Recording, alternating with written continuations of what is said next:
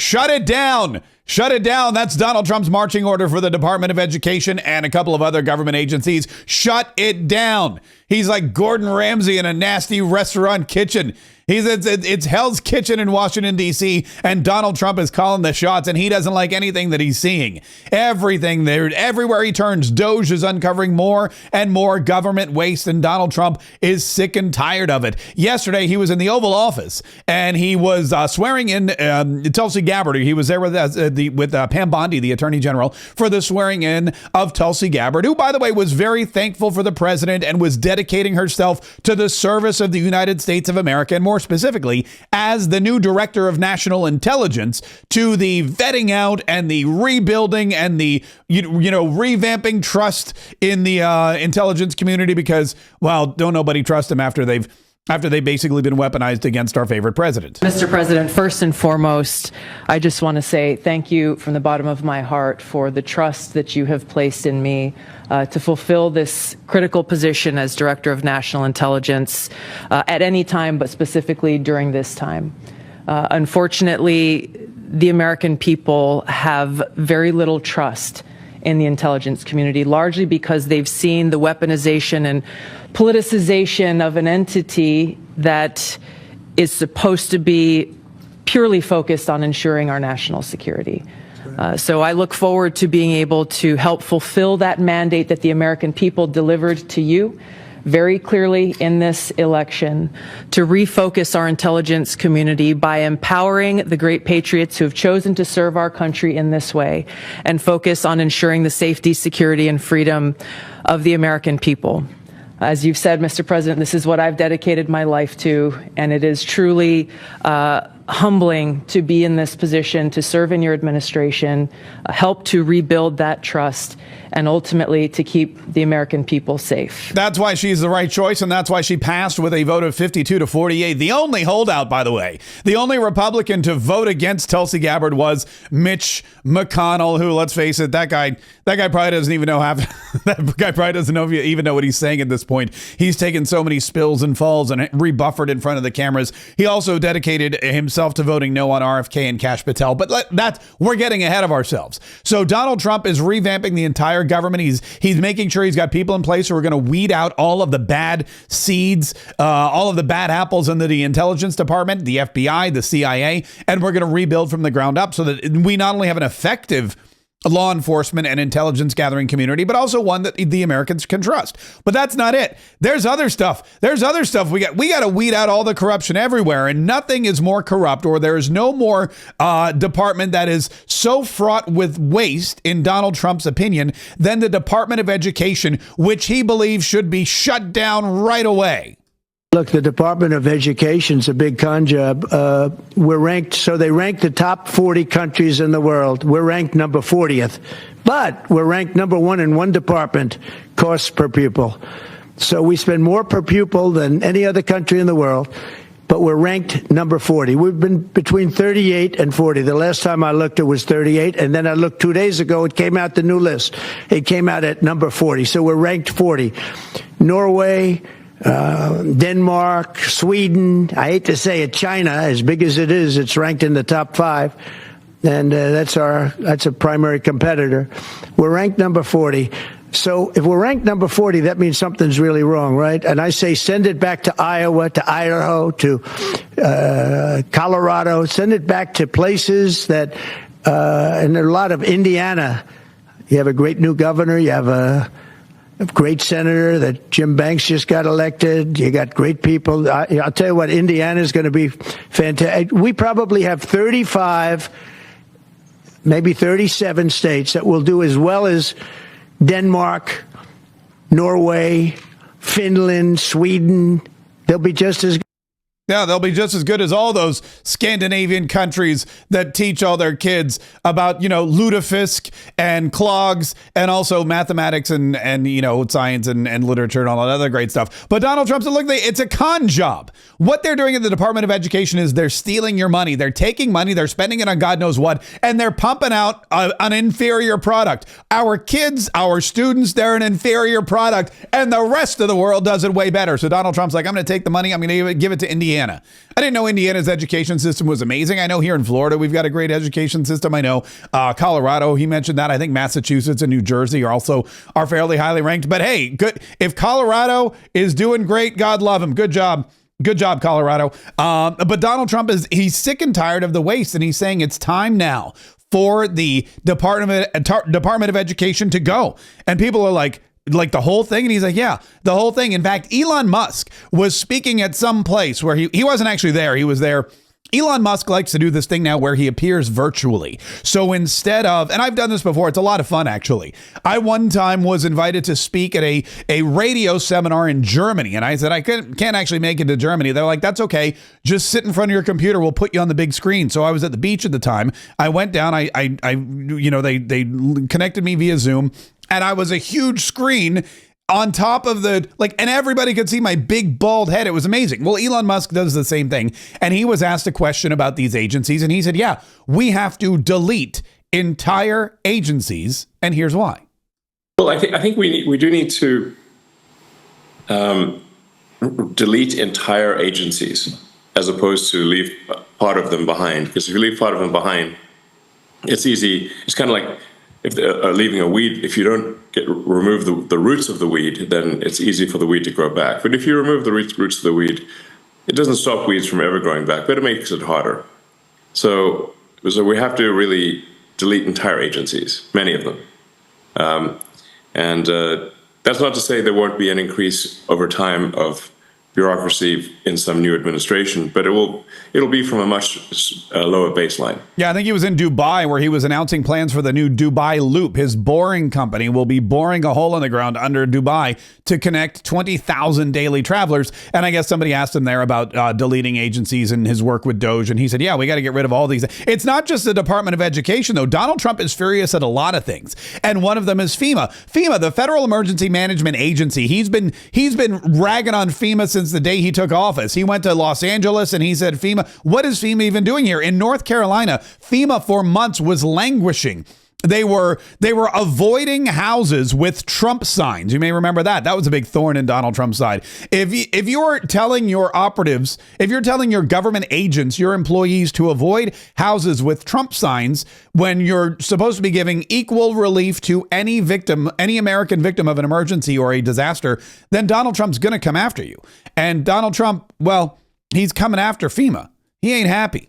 Because there's a massive fraud that's taken place. And then you have judges that are activists, and they sit there and they say, oh, as an example, $59 million going to a little small group in New York City. You get nothing going to North Carolina to help nothing. They say, we don't have any money because they've given it away on the border. But you have nothing. What they did to North Carolina is a shame. And then they sent $59 million to New York City for a hotel for a little bit of nothing. What they've done, a hotel that was not luxury, that's getting luxury rates for migrants, where they're making a fortune, and we catch them. But a judge says, well, even though it may be a fraud, you have to send the money in anyway. Send the money. I said, wait a minute. We have money that shouldn't go because we caught it before it was sent out, but they want the money to go anyway. And I think you're going to have a lot of things to look at, Pam. I really do. What's going on with this whole thing? And this is just one group. He's talking about this to Pam Bondi, the attorney general there, and he's saying, "Look, FEMA is they went to a hotel. They said we're going to pay you we're going to pay out the entire hotel. We want to buy it out for these illegal immigrants, and the hotel charged them double, and FEMA paid for it." So you've got, I don't blame, I'm going to be honest with you. I think he's talking about the Roosevelt Hotel. I'm not going to blame the Roosevelt Hotel. If the government came knocking at my door and they said, we'd like to rent out your house for a month, I'd say, how much you got? They'd say, how much is it, Mr. Kaye, to rent out Mar-a-Lago, your home in Florida for a month? I'd be like, what's your budget? And if they're like, oh, budget's $1 million a month, I'd be like, it's $2 million a month. And they'd be like, fine, sold. We can make that work. That's exactly what was going on with the Roosevelt Hotel. That's why Donald Trump is saying, shut it down, shut down FEMA, shut down the Department of Education, shut down all of these payments. And Pam Bondi, you're going to have your hands full. In fact, Pam Bondi already does have her hands full. Yesterday, she filed charges against the state of New York, the governor of New York, the attorney general of New York. I mean, she's having a field day at the DOJ rather, and she's hitting the ground running. We're here today because we have filed charges against the state of New York. We have filed charges against Kathy Hochul. We have filed charges against Letitia James and Mark Schroeder, who is with DMV. And they're doing all of this because of the illegal immigrant situation and their defiance of government orders and their sanctuary city status and everything. And they're like, look, we're going to come after you people. We did it in Chicago. We're going to do it in New York. President Trump has directed this to stop. And if you don't comply with federal law, we will hold you accountable. We did it to Illinois. Strike one. Strike two is New York. And if you are a state not complying with federal law, you're next. Get ready. Yeah. So watch out, California. Watch out, Colorado. Watch out, Oregon. Oregon, Washington State, New Mexico. There's a bunch of them. There's a ton of these sanctuary cities, these sanctuary states, and they're going to shut them all down one by one. And Donald Trump evidently put the right person in charge for that particular job. Donald Trump, by the way, after he stepped up to the podium, after Tulsi Gabbard was sworn in, he stepped up to the podium and he talked about the Board of Education. He talked about FEMA. He talked about some other things. He confirmed also that he will be meeting with President Vladimir Putin from Russia, probably sooner than later. And we're going to be meeting actually tomorrow. They're meeting in Munich, as you know, and we're going to have some other meetings, and I'll be dealing with President Putin largely on the phone, and we ultimately expect to meet. In fact, we expect that he'll come here and I'll go there, and we're going to meet also probably in Saudi Arabia. The first time we'll meet in Saudi Arabia, see if we can get something done. But we want to end that war. That war is a disaster. It's a really bloody, horrible war. He's talking, of course, about the Ukraine war, and he's saying we got to end it. We got to look. We've got a new DNI. We've got a director of national intelligence in Tulsi Gabbard. We've got Mike Waltz, who's the national security advisor. We've got Marco Rubio working on this. Steve Witkoff is working on this. John Ratcliffe is working on this, and Scott Bessent, the Treasury Secretary. Everybody, the entire staff of the White House is now working on ending the war in Ukraine. You don't think this thing's going to end pretty quickly? It's going to end pretty quickly. The war in Ukraine will be over probably about as quickly as the Department of Education will be over. The war in Ukraine will end probably about as soon as FEMA will end. And Donald Trump will make sure that he ends all of it. While at the same time, by the way, bringing in a ton of cash. All this money that we're losing, Donald Trump is looking to bring back. He's focused on making America rich again. And one of the ways he can do that is with reciprocal tariffs. And that was what he woke up this morning.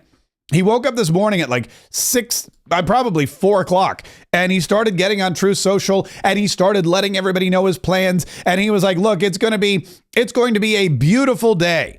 It's going to be a fantastic day. 3 great weeks, he said, perhaps the best ever. But today is the big one. Reciprocal tariffs. Make America great again. And Donald Trump, who is the king of the new king of tariffs, ever since McKinley, passed away.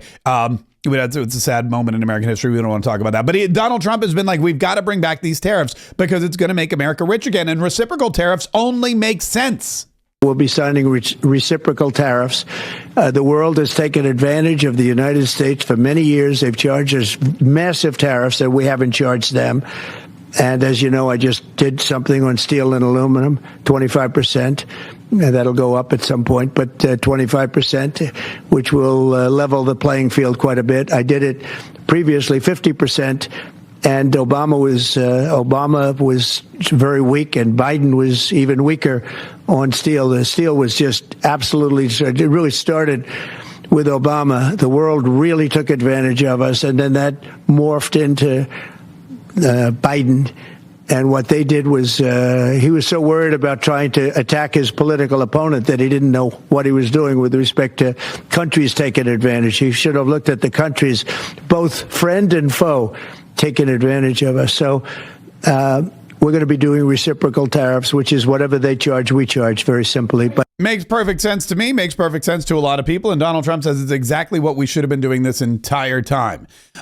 This, of course, will send the left into a tizzy, and they'll continue to scream and yell about everything Donald Trump says, calling it a constitutional crisis, which, oh, by the way, Caroline Leavitt, the White House press secretary, she had a banger of a press conference yesterday. Her press briefing yesterday was incredible. She really stuck it to everybody, and she, right from the get-go, she said, look, you guys in this room are lying. You guys in this room, there's so many outlets, and again, when she speaks to the press, she's not in front of a friendly crowd. This is not her buddies. You know, yeah, they seem nice and polite and whatever, and they work together, yada yada. But she is walking into a hostile environment every single day. Her office is full of snakes and sharks and liars and cheats and people that are propagandizing and trying to twist her words. And she right out of the gate is like, look, before I start, I want to tell all you lying SOBs the truth. Before I take questions, I would like to address an extremely dishonest narrative that we've seen emerging over the past few days. Many outlets in this room have been fear-mongering the American people into believing there is a constitutional crisis taking place here at the White House. I've been hearing those words a lot lately. But in fact, the real constitutional crisis is taking place within our judicial branch, where district court judges in liberal districts across the country are abusing their power to unilaterally block President Trump's basic executive authority. We believe these judges are acting as judicial activists rather than honest arbiters of the law.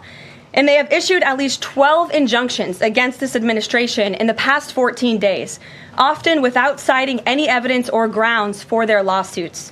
This is part of a larger concerted effort by Democrat activists and nothing more than the continuation of the weaponization of justice against President Trump. Yeah, there you go. So she's like, look, if you're in here and you're talking about this constitutional crisis, you're lying to the American people and you're fear-mongering, and we know about it. And we're not going to put up with it. If you're in here and you're talking about a constitutional crisis, you're talking about the wrong constitutional crisis, because the only constitutional crisis that there is, the only constitutional crisis that exists, is the one with these justices and these judges who are legislating from the bench and trying to tell Donald Trump he does not have the power that we all know Donald Trump has. And look, the media, the sham of the media as the watchdog of government is over. The media is no longer the watchdog of government. They are the lapdog of government. They are eating out of the government's hand and humping its leg every chance they get. Donald Trump wrote, Doge, why was Politico paid millions of dollars for nothing? Buying the press?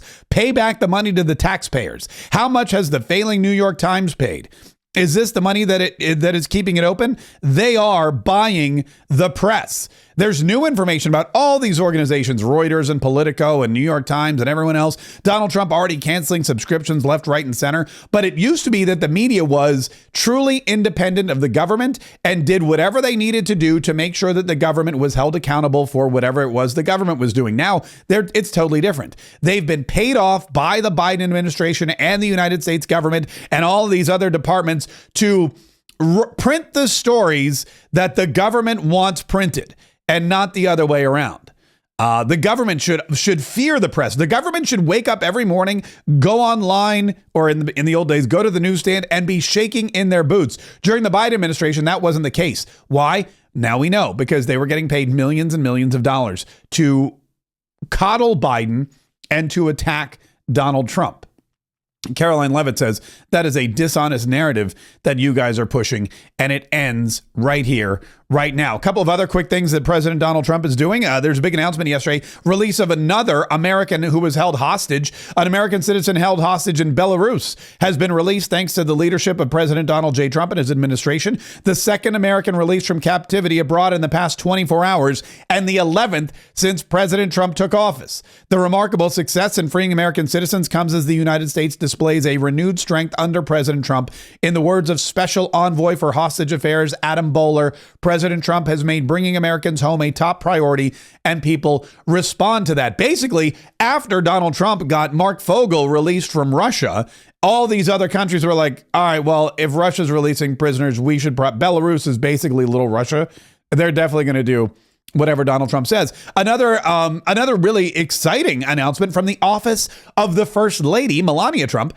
First Lady Melania Trump announces opening of White House public tours. They're back. You can now visit the White House again. The president and I are excited to announce that the White House will officially open for public tours on Tuesday, February 25th. Public tours must be requested through members of Congress, and requests may be submitted up to 3 months in advance. Tours are self-guided, typically last 45 minutes, and will generally be available from 7:30 a.m. to 11:30 a.m. Tuesday through Thursday. You can check the schedule and all that kind of stuff. But this is something that they took off the docket. There was some kind of, I don't know, they used the threat of an insurrection, or they used some kind of, DC became a fortress, and all of these buildings that are paid for by the people and therefore the people have been shut off to the people. And Melania Trump and President Donald Trump are saying it's time to open them back up again. And then speaking of which, one last thing, this is good news for President Donald Trump. Congratulate the president. He was unanimously elected chairman of the board of the prestigious Kennedy Center in Washington, D.C. The president stated, "It is a great honor to be chairman of the Kennedy Center, especially with this amazing board of trustees. We will make the Kennedy Center a very special and exciting place." By the way, the Kennedy Center chairman is voted on by one person, and that one person is President Donald Trump. So, and look, it's an accomplishment. Anyway, you look at it. Listen, there's so much more news to get to. There's so much we haven't even scratched the surface. And that is why we have a second daily podcast that you can listen to. You can watch us live as we live stream at noon Eastern, 11 Central, or if you prefer, go to iTunes, go to Spotify, go to wherever you download your podcast, search Mark Kaye Saves the Republic. Mark Kaye Saves the Republic. Download our second daily podcast, listen, and enjoy.